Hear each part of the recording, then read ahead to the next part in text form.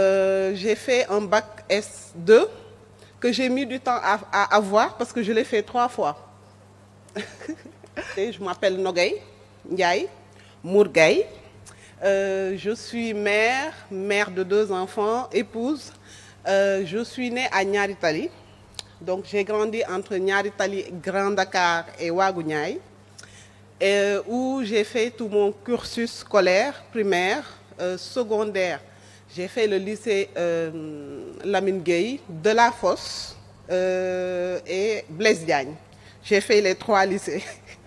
Donc ce qui fait que quand mon père est décédé, c'était très difficile. Il fallait marcher de Niary Tally à Delafosse pour pouvoir continuer ses études et il fallait absolument le faire.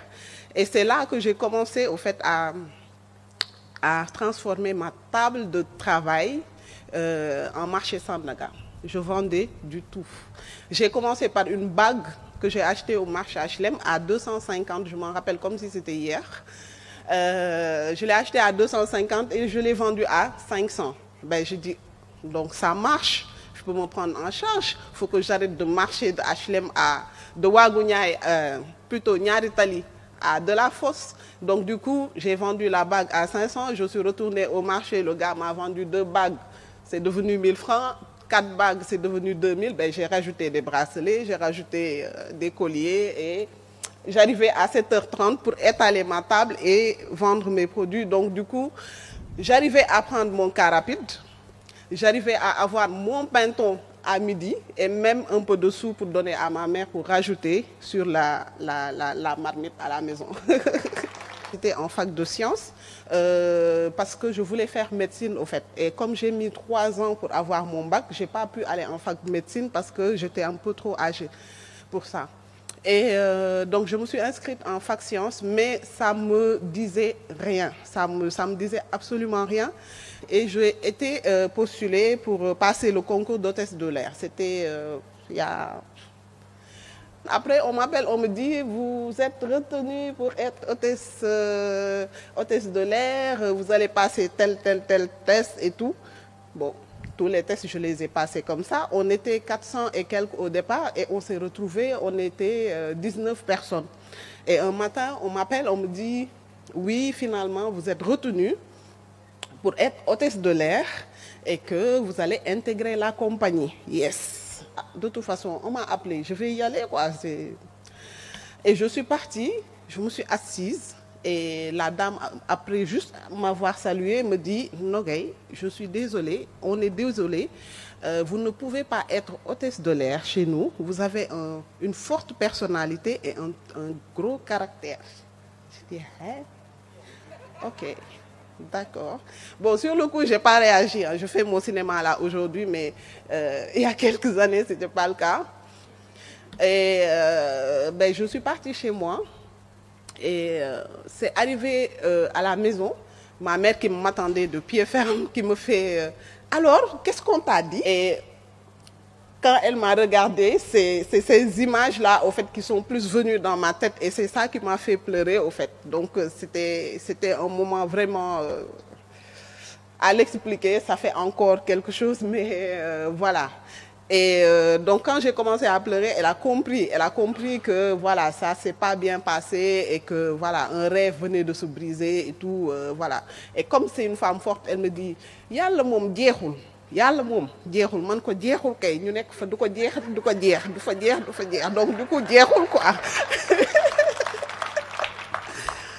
Et j'ai cherché, c'est à la fin du 2e mois que j'ai pu avoir un travail à Colgate-Palmolive.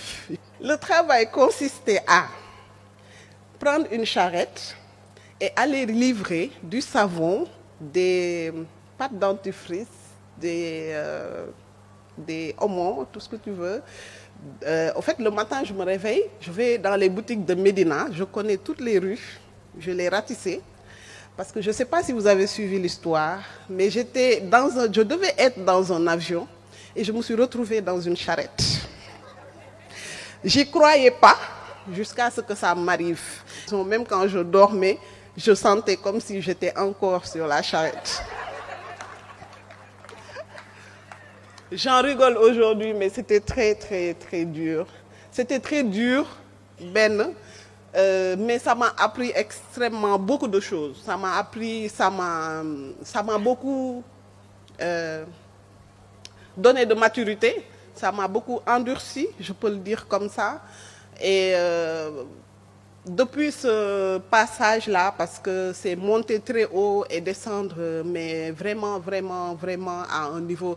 C'est pas que je ne considère pas les gens qui font ce métier, parce que c'est un métier et c'est un gagne-pain, parce que tu gagnes quand même ta vie. Mais vu l'histoire, comment ça s'est passé, j'ai appris énormément. J'ai appris, mais beaucoup. Y a une amie qui est venue en vacances au Sénégal et qui m'a dit, comme on avait une cérémonie, qui me dit, viens, on va se faire les ongles. J'ai dit, ok, d'accord, tranquille. On est allé dans une onglerie, ben, on s'est fait les ongles. Et elle me fait genre, oui, la petite parisienne, quoi. Oui, au Sénégal, on n'a rien à faire ici. Les gens font n'importe quoi, personne ne travaille. C'est pas comme en France. Man ko doko wax ñaar yoon de. Ben yoon lay doon. Voilà, qu'elle puisse tenir ce langage. En plus, c'était vrai. Ça s'était pas bien passé du tout. C'était même pas un service, au fait. C'est comme si on nous payait, nous, pour venir faire les ongles, alors que c'était dans l'autre sens. Et donc, je me suis dit, il faut que je fasse revenir mon entreprise d'avant et je vais le faire mieux aux normes internationales, aux normes ceci, aux normes cela. Et c'est comme ça que Onglemania est né en 2010. C'est le premier Onglemania que j'ai fait à Fass. En 2015, j'ai fondé Fantasyka, Nails and Beauty Academy, qui est une école de formation, qui est une école de formation, je vais dire, dans les métiers du look à la base. Et j'espère que d'ici quelques années, et c'est mon combat d'aujourd'hui, que dans tous les salons, on trouvera des personnes qui sont formées, qui ont leur diplôme et qui permettent de valoriser au fait ce métier. Il faut qu'on arrête de prendre les métiers de la beauté et de l'esthétique comme des métiers par défaut. Merci. Bravo, merci beaucoup.